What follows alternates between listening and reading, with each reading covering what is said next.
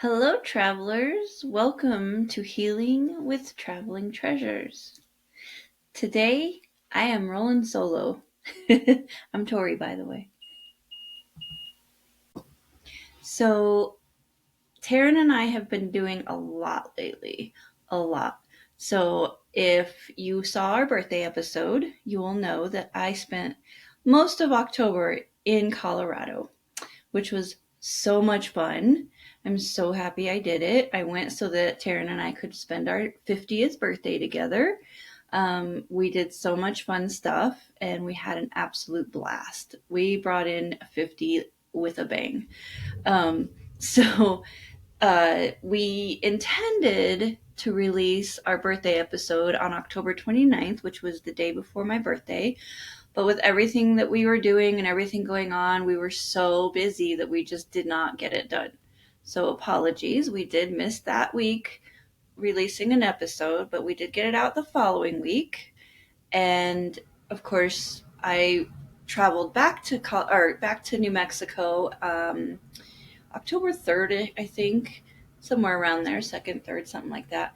And so that week we so that was the week we released our birthday episode. The following week we actually missed that week too because when I got back to New Mexico, I was out for like the whole week. Like I did not have the energy to do anything. I slept so much. It was crazy. Just, with all my health issues and everything, I have so much fatigue to begin with. So when I go out and do things, it really takes it out of me. And so I spent the entire week recovering, which is okay. It was so worth it. I wouldn't change it for the world. Um, and, if we miss an episode here or there because life happens, well, so be it, right? And the week after that, we did release our special episode with Serena Baptista, good friend of mine. I've known her for years and years, and I hope you guys got to watch it. If not, please check it out because it's fabulous. She's such an amazing person. She has an amazing talent that I have actually had personal experience with. She's given me a few really amazing readings. She's the real deal, guys. So, yeah. And then last week, again, we missed an episode. We missed releasing an episode because Taryn got to go to Hawaii. Her younger sister Tamra lives in Hawaii, and she's lived there for years. But this is the first time Taryn's actually been out there to visit, and so that was just an absolute treat for her. That was her birthday present. So with Taryn out, and the week before, I was just out of it. So we did not have a chance to record anything. So here I am all by myself today. I figured, Taryn's home now, but she's also recovering and she's got a family. So, she's got lots to do, catching up on home life. So I figured this week I'd fly solo. So I don't know. I didn't have a huge plan as to what to talk about, but I kind of thought maybe I would talk to you guys about my health issues and just living life through it. Because as you've all heard, I do have a lot of health issues. So I'll go ahead and list those off. And then we'll just kind of hit on each one for a little bit.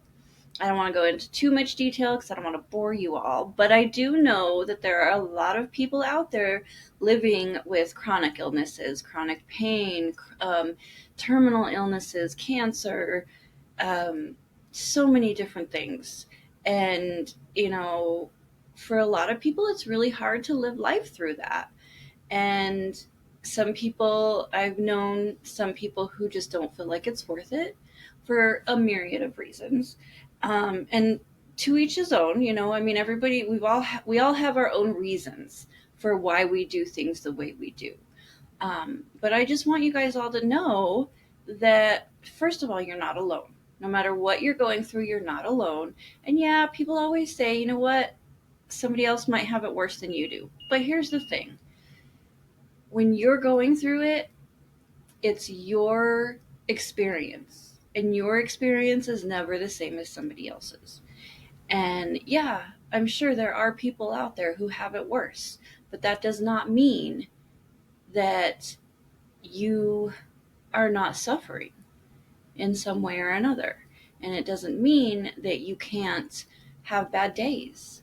You are entitled to your bad days. You are entitled to a cry whenever you feel it. You're entitled to, just be feeling down about it or about yourself. And, you know, don't let people tell you, oh, it's not that bad, because they're not the ones experiencing it. It's not them, it's not their lives, it's not their bodies. And when you end up hearing that diagnosis of you have cancer, everything changes. Everything changes. Your perspective changes, your thoughts change, your actions change, your attitude changes, everything changes. And then everything else starts to happen with treatment and options and knowledge and, you know, having to explain things to other people or choosing not to explain things to other people. Everything's so personalized. And no matter what you do or how you deal with it, it's okay. It is okay, because it's yours. It's yours to deal with. It's yours to do with as you please. However, that being said, it breaks my heart when people feel hopeless. It breaks my heart when people feel alone when they're going through these things. I have been lucky enough to have really good support from most of the people around me, but that doesn't always make it enough. It's not always enough. You know, Even when you do have great support, uh, those people don't necessarily know what you're going through, and they don't understand. And they try, they mean well, and there's nothing wrong with that either. And it's okay that they don't understand. Honestly, I'm glad that they don't understand, because if they were going through it, it would kill me. So I understand, when you have a loved one who gets that diagnosis, you don't know what to do. You don't know what to say. You don't know how to act around them. It's hard, and you're not going to know until it's yours to deal with. So I don't wish any of it on anybody. Again, let me back up a little bit. Let me go tell you just a little bit about my health history. So I was born with asthma and extremely dry skin, um, which they call ichthyosis. Also eczema. I have eczema on top of that. Um, and then so throughout my childhood, I was always sick. I was, and allergies, lots of allergies, which asthma is an allergy technically. But when I was a kid growing up, I would wake up in the middle of the nights gasping for air. Like, not necessarily gasping, I guess that's not really even the right word, but I'd wake up wheezing and I just couldn't breathe. And I would panic because, when you can't breathe, you panic. If you feel like you're suffocating or you feel like you're drowning in water, you're panicking because, oh God, I can't breathe. Well, that's how I felt when I would wake up in the middle of the night, and I would, my mom would come in and she would sit with me and she would help calm me down and tell me to breathe in through your nose and out through pursed lips, like that. And, she would just sit there with me for hours, just doing that with me and calming me and just helping me through it. And then she would wait with me until I felt better. And she would stay in there with me until I fell asleep. And I'm probably longer than that. I'm sure she sat there with me for a while after I fell asleep, because as a mother, that's terrifying, your child not being able to breathe. And but my mom was great. She was always there, and I always, even just having her hold me felt better, you know. Um but that's what I grew up with, and I ended up missing a lot of school because of it. I remember, oh my gosh, I remember this one time. It's just, this memory sticks in my brain. I think I was in like second grade. Yeah, I'm pretty sure it was second grade. And I was out on recess and I started having an asthma attack. And I went to the teacher that was out there and I was like, I can't breathe, I can't breathe. And I was crying, like tears rolling down my face. You know, I wasn't like that kind of crying, but I was tears rolling down my face. And I was like, I can't breathe. And this teacher tells me, you can breathe just fine. You wouldn't be able to talk or cry if you couldn't breathe. And she made me stay out on recess. And I was like, I didn't know what to do. And I wanted my mom so bad, but she would not let me go call my mom. It was awful. Anyway, that's just a memory that I have from school, from at a very young age. And it's terrible when people don't understand. That's the first time that I realized, not everybody understands what I'm going through. But when my mom had taken me to the doctor, I think I was around like 8 or 9 or something like that. And they were doing, a pulmonary function test, which, honestly, I can't remember if I'd had one before that or not. But, but this particular time, the doctor, it was a new doctor that I had had. I had, for whatever, insurance reasons or whatever, I had to switch doctors. And so they were giving me a pulmonary function test. And the way that they explained it to my mom was that basically that I was barely breathing, but that I was used to it. That I had always, I had been breathing that way for all my life, basically. And so I was used to it. It was my normal. But they said that if she were to be breathing or he would be breathing the way that I was, they'd be panicking because they wouldn't feel like they were breathing enough. Um, but again, that was my normal. So, you know, that's what I was used to, barely breathing. um, so as I grew older and I became a teenager, preteen teenager ish, I started getting pneumonia, bronchitis, and a collapsed lung all at the same time. And to the point where I had to be hospitalized. And I would always be in the hospital for around 2 weeks, 2 or 3 weeks at a time, obviously on oxygen and everything else. And I would have to have what they call a bronchoscopy, which is where they stick a tube in through your nose and down into your lungs to basically suck out all the because you have a liquid in your lungs basically, and so they have to suck all that mucus out, and because it's clogging your lungs and you can't your lung collapses, it can't take in any more air, so it's not able to inflate, so they have to fix that for you. So I had to have that done.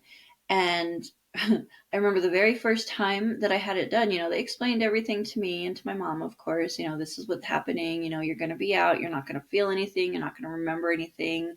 It'll be fine. Okay, cool. So they take me in, they give me the, anesthesia or whatever. They tell me, count backwards from 10 and you'll fall asleep. And the next thing you know, you'll be waking up in recovery, right? So I count backwards, and of course I fell asleep, whatever. And then the next thing I know, I'm waking up with all these doctors and nurses around me and this tube in my nose and pain in my nose and in my throat. And I freaked out. I was like, and I couldn't talk, obviously, because they had this tube down my throat.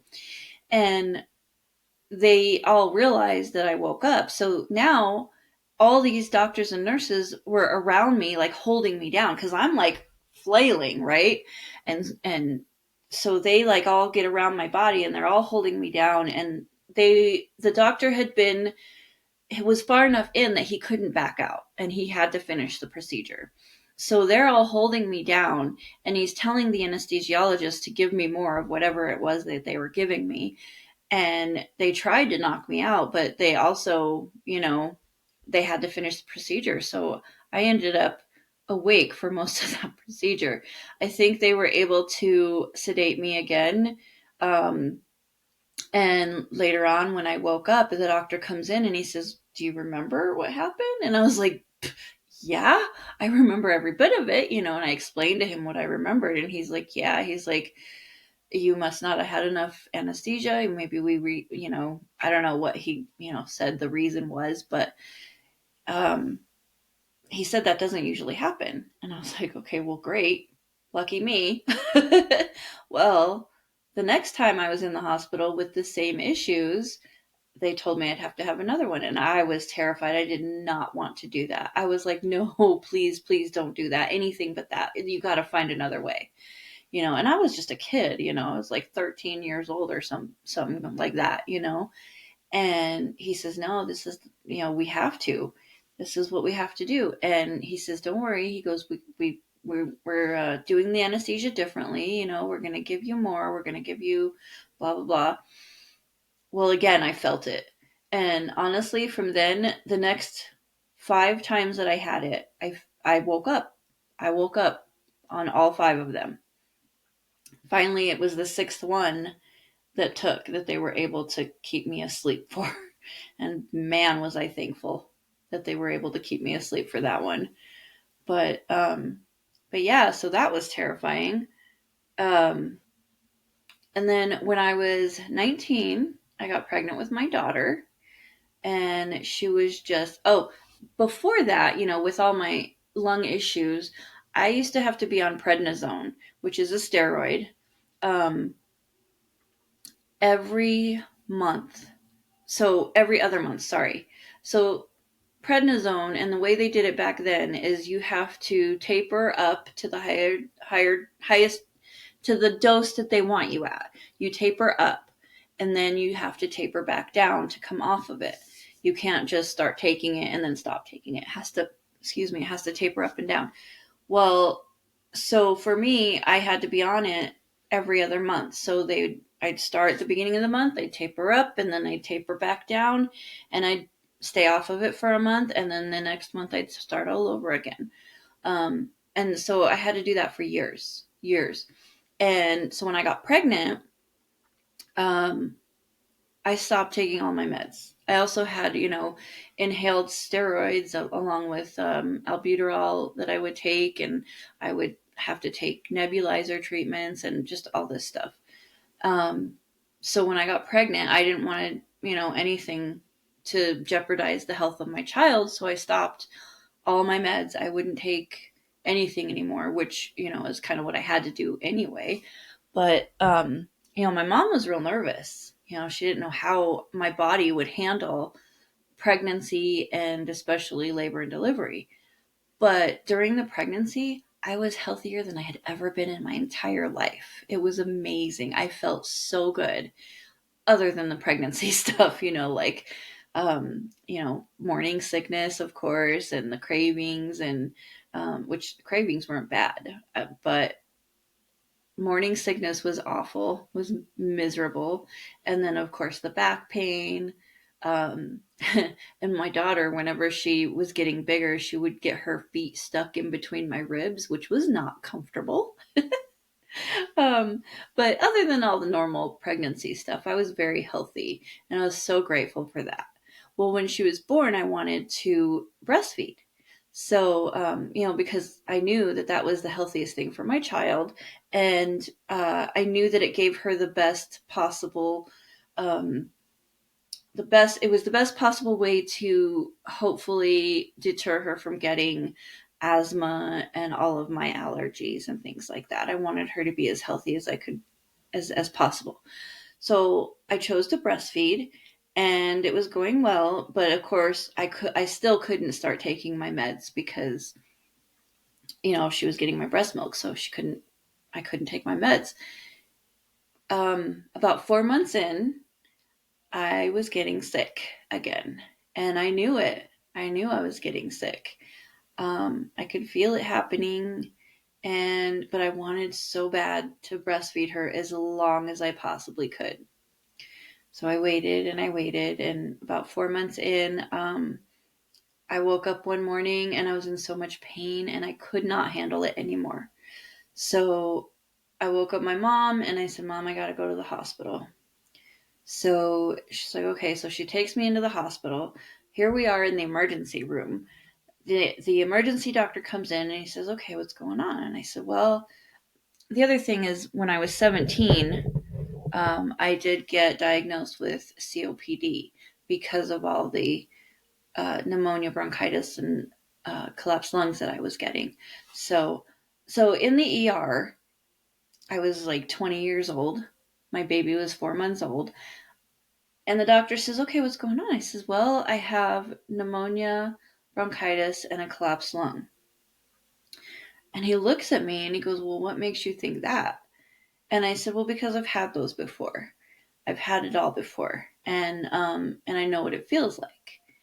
And, and he's like, well, what's your medical history? Which he had my chart, which was about this thick, and, I told him, I says, well, I have had asthma my whole life. I've had the bronchitis, pneumonia, and collapsed lungs many, many times, all of which I've had to be hospitalized for. I said, I was diagnosed with COPD a couple years ago. And he started laughing out loud. And he said to me, you don't have COPD. COPD is something that 70-year-old farmers who smoked for 60 years have. You don't have COPD. And I was like, okay. And he goes, not only that, you don't have bronchitis, you don't have pneumonia, and you certainly don't have a collapsed lung. And I was like, excuse me? He says, no. He goes, the pain that you're feeling, that's just pleurisy. Well, ladies and gentlemen, I have had pleurisy.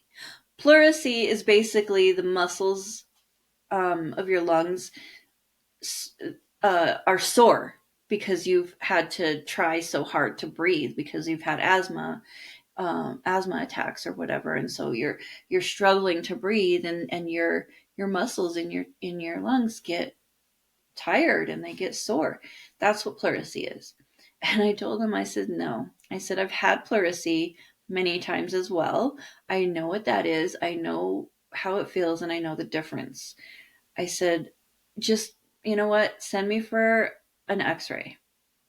And he goes, again, laughing at me. He says, no, I'm not going to send you for an x-ray. We're not going to spend that kind of money. He says, just go home. You'll be fine. And I was like, I don't think so. And I told him, I says, well, call my pulmonologist. I happen to know he's on call this weekend. And again, he laughs at me and he says, I'm not going to waste his time. Are you freaking kidding me? Waste his time? Whew. And my pulmonologist, he had been my pulmonologist for years and years. And he's the one that had me on prednisone every month. He's the one that, I mean, he always made sure I had the medicine I needed, even when I didn't have insurance or whatever. He always got me everything. So he knew, and he's the one that did all my bronchoscopies. Well, this guy would not call my pulmonologist, even though he was on call. And he was trying his damnedest to send me home. Well, I insisted. I told him I was not leaving there without an x-ray. Finally, he gives in just to shut me up, right? And he says, okay, fine, I'll give you your x-ray, and then you're going home and getting out of my hair. Man, this guy pissed me off. So he goes, I go and get my x-ray, and I'm waiting in the room for him to come back with the results, right? And of course, I knew what the results were. Well, he comes in along with a cardiology team who are hooking me up to all the, this heart monitor and oxygen and everything else. And he comes in apologizing upside down and inside out. I am so sorry. He says, I should have listened to you. He said, not only are you right, you do have pneumonia, you do have bronchitis, and you do have a collapsed lung. He says, and your lung has actually shriveled up into almost nothing, and your heart and diaphragm are now moving into its place. Yeah. And I looked at him and I said, you know what? I said, don't you apologize to me. I said, I don't want to hear your apologies. I said, don't you ever, ever treat another patient the way you just treated me. Ever again. I said, I don't care how many years of training you have or of schooling you have. I don't care how many years you've been in practice. I said, you don't know my body. I said, this is the first day you've ever met me. I said, you don't know everything. You are not God. I said, don't you ever treat another patient the way you treated me. I said, just because I'm young doesn't mean I don't know what's happening in my own body. Oh man, let me tell you, that man was speechless. He did not know what to say. And then I proceeded to tell him that he needed to call my pulmonologist and that I'd never wanted to see him again. He was not to step foot in my room. And sure enough, I never saw him again. My pulmonologist came to my room, and my pulmonologist let him have it too. So he didn't just get it from me, he got it from my pulmonologist too. So, you know, that, my friends, was the first time I really advocated for myself with doctors. And that was when I learned that it was something that I could do myself. Because my mom had done it for me before, but she's my mom, of course she's going to do that for me.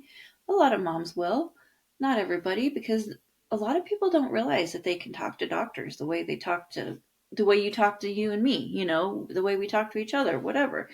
you know they don't know everything. They think they do. Sometimes their egos are bigger than the hospital. But they don't know everything. Sometimes they just need to be brought down to earth. Other times, doesn't matter what you say, they're still going to be, pompous ass or whatever you want to call them. But yeah, so that was my early years of life. So I've always been sick. Then let's see, so I always dealt with that. In my late 20s, yeah, it was my late 20s. um I got diagnosed with pancreatitis, which, if you don't know, is inflammation of the pancreas, basically. And the pancreas is the organ that controls your insulin. It's part of the digestive system. And so the first time I got it, I had no idea what was happening to me. I woke up one morning, I felt awful. I could barely get out of bed. When I did get out of bed, I couldn't even stand up. I was like falling to the ground. I was sick. I was throwing up. It was awful. Like couldn't even function. And my daughter, who was like, I don't know, 7, 8, called 911, and the ambulance came to get me. Well, they took me to the hospital in the town that I was living in. Well, then they had to transport me to a hospital in Denver because the hospital that I was at originally couldn't take care of me, basically. And so, yeah, I found out I had pancreatitis. I was then in the hospital for 3 weeks. They had to put me NPO, which means nothing by mouth, so I couldn't eat or drink anything. I had to get a PICC line in my arm for nutrients. And so for 3 weeks, I couldn't eat or drink anything. And then when, it was finally better, they had to introduce, clear liquids and slowly get me back to eat where I could eat a little bit. And I had to change my diet completely. When I went home, I had to eat very, very little fat. And so from then on, I had to really watch my diet. I had to stay on a low fat diet. And that was hard because my whole life I've eaten whatever I wanted. I never, when I was young, when I was growing up too, I was so skinny. I was a string bean. My gosh, I was so skinny. It was awful. I probably looked sickly just because of how skinny I was. And I ate like a ton. I ate more than all my cousins, you know? Um, so it wasn't that I wasn't eating. I just never gained weight. I found out later why, but anyway. So yeah, it was hard for me to change my diet, and then I ended up. It was almost like clockwork. Almost every 3 months, I was in the hospital again with the pancreatitis, and for 2 or 3 weeks at a time. That happened for like 5 years, and it was awful, awful, so painful. Um, it's painful, it's uncomfortable, you get nauseous. um, I would get diarrhea, which actually that's another issue that I've had. I know it sounds like a little TMI, but with medical issues on the brain, I had diarrhea most of my life, like almost every single day of my life, to the point where when I was a kid, I would carry a bottle of kaopectate in my backpack to school every day because I knew I would probably need it. And I did. I drank that stuff like it was chocolate milk. but but yeah, so I mean, pancreatitis was awful. And then after about 5 years, and I went to University Hospital in Denver. They did so many tests on me. They couldn't figure out why I was getting this. One of the number one reasons that people get it is because is excessive alcohol intake, which was not the case. I was not a drinker. I mean, granted, I drank, I did drink alcohol, but it wasn't excessive by any means. Um, it was mostly social drinking, so I would go out with my friends and I would have a few drinks or whatever, but it was not excessive by any means. So that wasn't the case. Um, so they couldn't figure out what was wrong with me that I kept getting this. And after a while, I had to have ERCPs, several of those as well, which that is a procedure where they go in and they have to clean out the ducts in my pancreas because they get clogged. And that's why I would get the pancreatitis. That was, what was causing me to have pancreatitis, but they couldn't figure out why my ducts would get clogged like that. So I had to have several of those procedures, which thankfully I stayed asleep for those ones. But again, not fun at all. And then I learned how to, over the years, I learned the signs. So I knew when it was coming, when an attack was coming. Um, and after, 5 years, the hospital stays slowed down quite a bit. Um, and because I was learning how to eat and how to recognize the signs and what to do when I started seeing signs, I would have to basically stop eating and drinking when I started to feel sick. I would just stop eating and drinking, usually for about a day or two, um, anywhere from a day to 3 days, and I would feel better. Um, because the thing is with pancreatitis, anything you put in your mouth, um, when you put something in your mouth, the saliva starts, and that's the beginning stages of your digestive system working. Well, when the saliva starts going and your digestive system starts working, it kicks in, to the rest of your body, which, gets down to your pancreas, and your pancreas gets angry, and that's what causes your pain and your nausea and things like that when you have pancreatitis. So therefore, um, once I started feeling like my pancreatitis was acting up, I had to stop eating and drinking for a couple of days. Sometimes, as long as it wasn't bad, I could still drink water, but minimally. And as long as I did that, it would subside. It wouldn't get real bad, and I could move on. Um, One of the nice things too, though, is that when you are having a flare up of pancreatitis, you don't feel hungry. Your body isn't wanting food. So at least I didn't feel like I was starving. Got to think of the positive points, right? The silver lining, I guess. But um, so anyway, so yeah, so pancreatitis came next, and then let's see, what was that? What was next? I'm trying to remember like the order of things.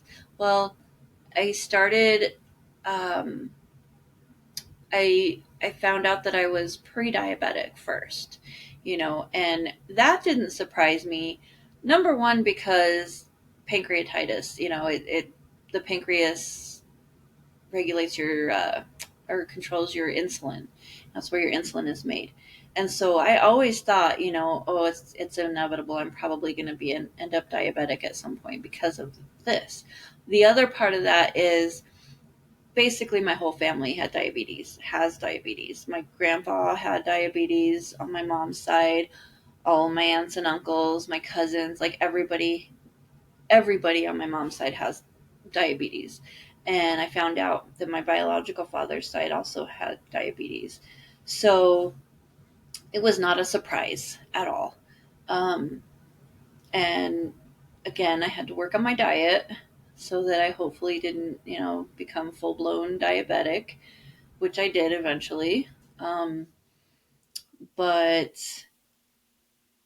in 2021, I had a seizure for the first time, and I didn't know what happened. I really didn't.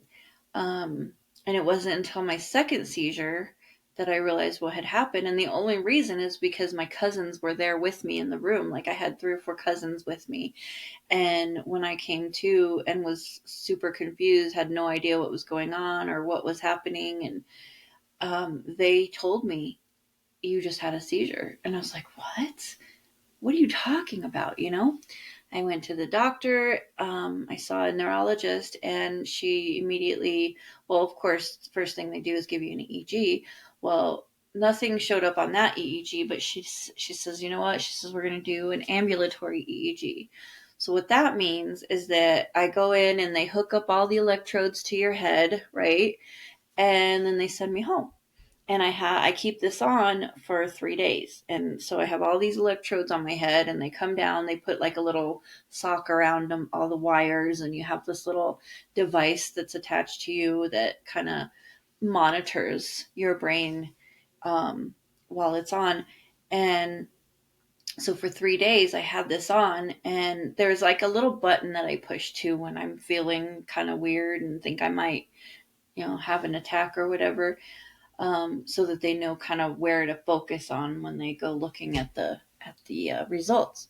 Well, anyway, so this ambulatory EEG came back with epilepsy. So she said, that's when I was diagnosed with epilepsy, which was really strange for me. Like, I didn't know that you could develop epilepsy at such a late time in your life. I was like 40 something. I don't know. I was 40 something. And so I was like, what is going on? That's so weird. Uh, and then, I would have different kinds of seizures. Those first couple of seizures were tonic-clonic seizures, um, or also known as grand mal, to where I was, I would stiffen up and shake or whatever they say, whatever. Um, and I was completely out, and I didn't remember a thing. When I woke up, I was so confused, and it was just really strange.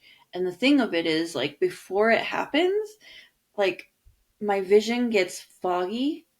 It's just like there's like a fog in the room, So my vision is foggy, and I start to just feel weird. Um, Not dizzy, but like I'm gonna faint, I guess. And it's just a really weird feeling. We'll come to find out that's called an aura, and people have different kinds of auras. But this is how mine manifests. And but I have other kinds of seizures too. There's like a bunch of different kinds, like 40 plus different types of seizures. But I also have absent seizures, and there's another one specifically that I can never remember the name of. Um, but I have those as well. Um, there's a few different kinds, but anyway, so one of them is like I could be talking to you, and all of a sudden I go quiet, and I might like look like I'm daydreaming or something. Um, and that's a seizure. Um, there's another one where, and when I'm having those, I'm not like out. I don't like black out or anything. I am still aware of my surroundings, but it's just like my brain, it's almost like my brain like skips, like how, a CD or a record would skip. It's kind of like that, where as soon as it's over, it only lasts for maybe a second or two, whatever, and then I'm back, and I don't realize, as part of me. Sometimes I realize that something's wrong, but other times it's like I don't realize that I stopped talking or that I didn't finish a sentence or whatever. Um, and then there's other ones where, I don't pass out, but I am completely out. Like and like my brain's just not working for a little bit, and when I come to, I'm just, again, I'm confused. That's the thing about seizures too, is that when you've had a seizure and you come out of it, you are so confused. And the other thing is that it wears you out. Like, it takes everything out of you, and you are so exhausted and tired. And like when I have a big seizure, it takes at least 3 days for me to sleep it off. Like, I am zonked for like 3 days afterwards. Um, it takes quite a while for me to even feel um, like I'm awake, I guess. I get, like I say, I wake up and I'm confused. I don't know what's happened. Sometimes I can't really talk right. My words just aren't coming out correctly, and I'm just very confused, and it's weird. Weirdest thing ever. So that happened. And then um when I was 48, I found a lump in my right breast. And that was terrifying, but my gut told me immediately, and they always tell you, you find a lump, go to the doctor. It most of the time when people find lumps, it's nothing serious. It might just be a cyst, it might be dense tissue, it could be a number of things, but most of the time it's not cancer. Well, my gut told me it was cancer, and my gut was right. um Went to the doctor. He immediately, was putting me through all the tests. And, when I went in and I got a mammogram and I got an ultrasound and got a biopsy. And it was terrifying, and it was a whirlwind, because they're immediately shoving all this information into your brain. They're telling you over and over again, not over and over again, but they're telling you all this stuff, this and this and this and this and this and this. And like, I had no idea. I worked for 20 some years in the medical field, and I took care of people in nursing homes and in assisted livings and in hospitals. And I mean, I worked in like 8 or 9 different hospitals doing, I was a dialysis tech. So, it wasn't like I was working on the oncology unit, but I had no idea how much there was in breast cancer, like how many different kinds of breast cancer, and how many, just, there's just so much information that they give you right off the bat. And it sucks because they're giving you all this information, and at the same time you have all these decisions that you have to make, and you have to hurry up and make these decisions. And you're like, oh my god, I don't even know what's happening. You're telling me this and this, and then you're telling me this and the other, and I have to decide on this or that or this or whatever. And it's like, I have no idea. you know it's so overwhelming, and it's surreal, and it's scary as fuck. Because those first few weeks, with all this information that they're throwing at you, you don't even have all the information as far as what your diagnosis is. You don't know what stage it is. You don't know if you're going to need chemo or radiation or this or that or the other. You don't know, you know, there's so much you don't know. And for me, I didn't know if I wanted to tell anyone or not. And I didn't know how to tell anyone. I was just, I didn't know. And so initially, I didn't tell anybody. I told my manager at work, just because I was going to have to miss work for appointments. So they kind of needed to know what was happening, at least a little bit. Um, but other than that, I didn't tell anybody. I didn't tell my best friends. I didn't tell my family. I didn't tell anybody until until I got as much information as I needed, or as I felt I needed. And then when I was ready, I chose to drive. So at the time I lived in New Jersey. And so I chose to drive. I stuck my little buddy, Bailey, my dog, um, in the car with me with all our stuff. And we took a road trip across the country to Colorado so that I could tell my mom and my kids in person and my best friend, Taryn. Um, So we did that, and it was really hard. It was hard for me to tell all of those people. Um, my oldest daughter, I knew she would take it really hard. Her husband had gone through testicular cancer, and she went through all the chemo with him, and she did, the surgery that he went through. She was there for that. I was there for the surgery too. Um, but I knew that she would take it really hard, not only because she knew what it entailed, or possibly entailed as far as chemo and all that goes, but also because I'm her mom. And her and I have always been very close. And I knew that she would have a hard time with that. Um, so that was really hard for me. And then Taryn, obviously her mom went through breast cancer and died.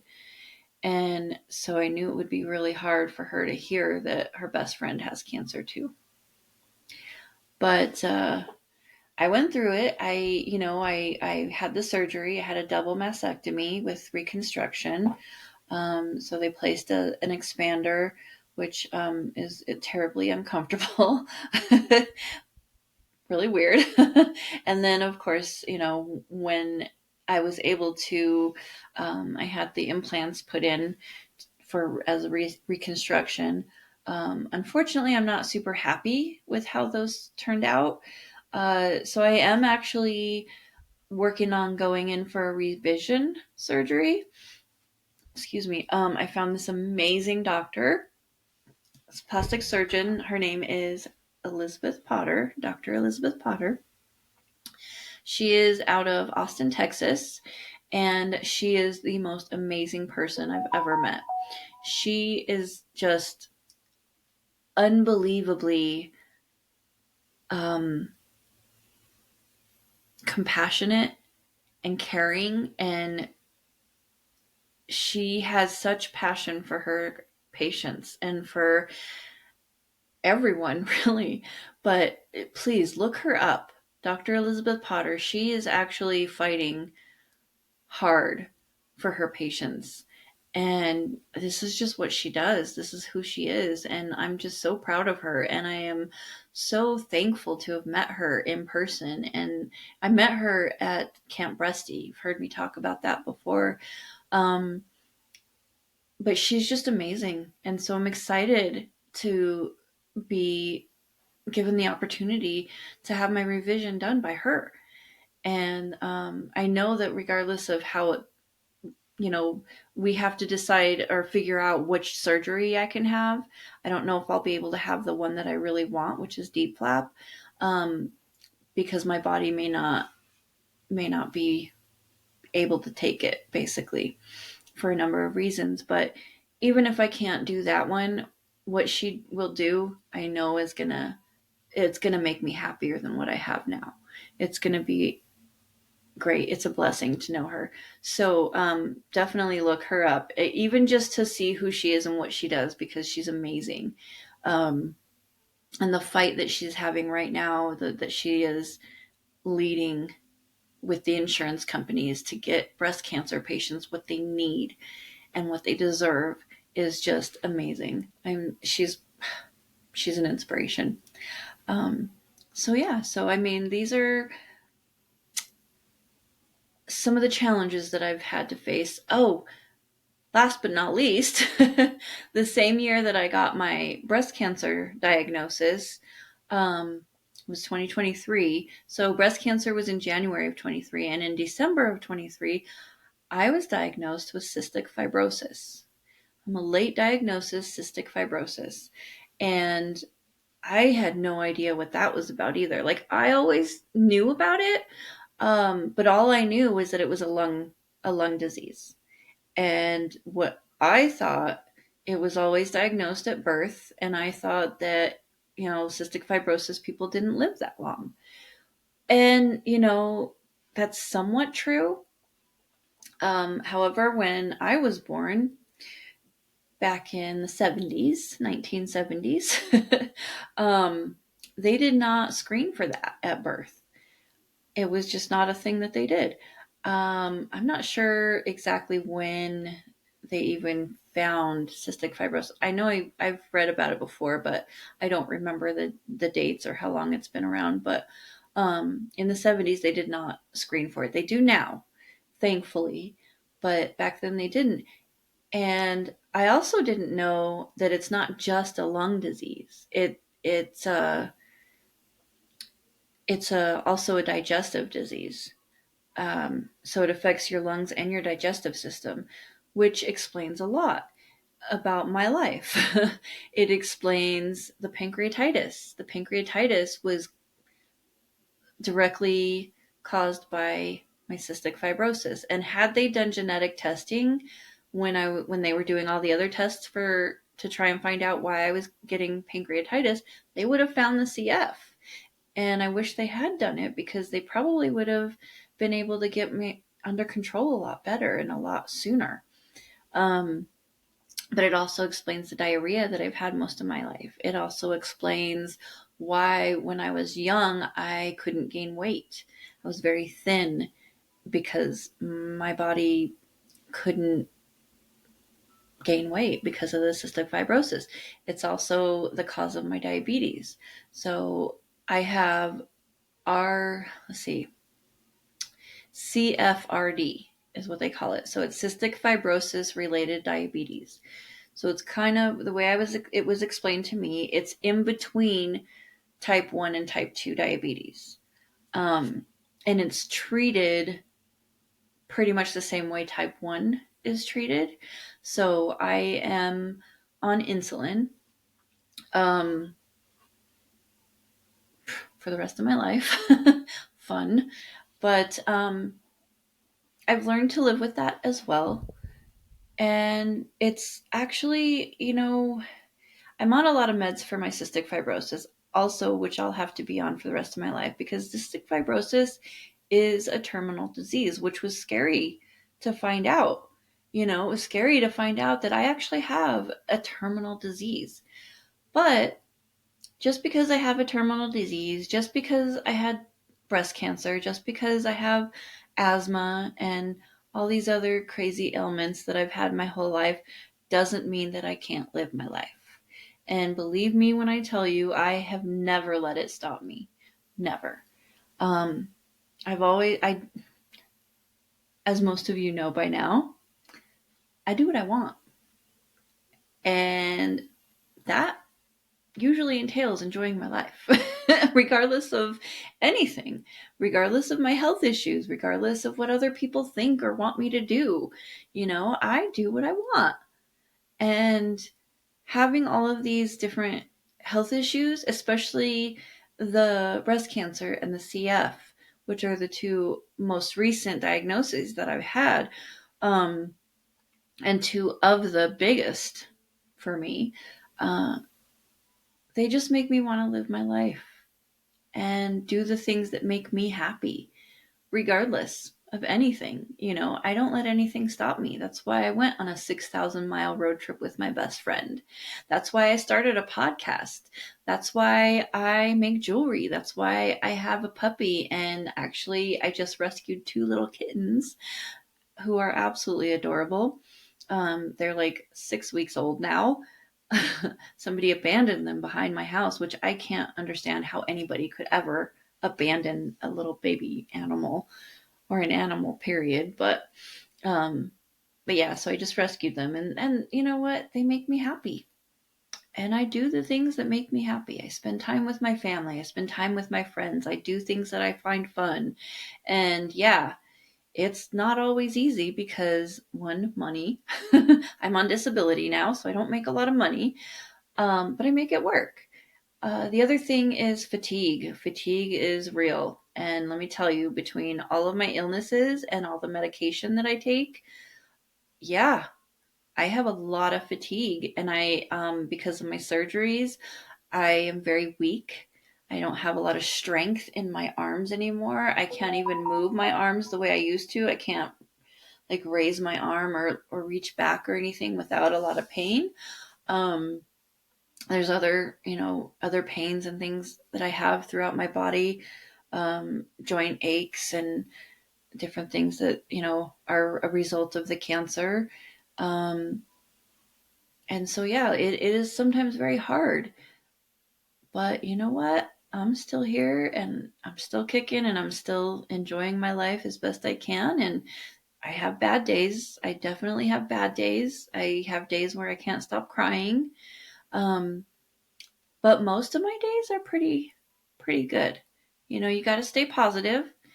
You got to, thank God for what you have and just live your life the best way you know how. And that being said, happy travels, everyone.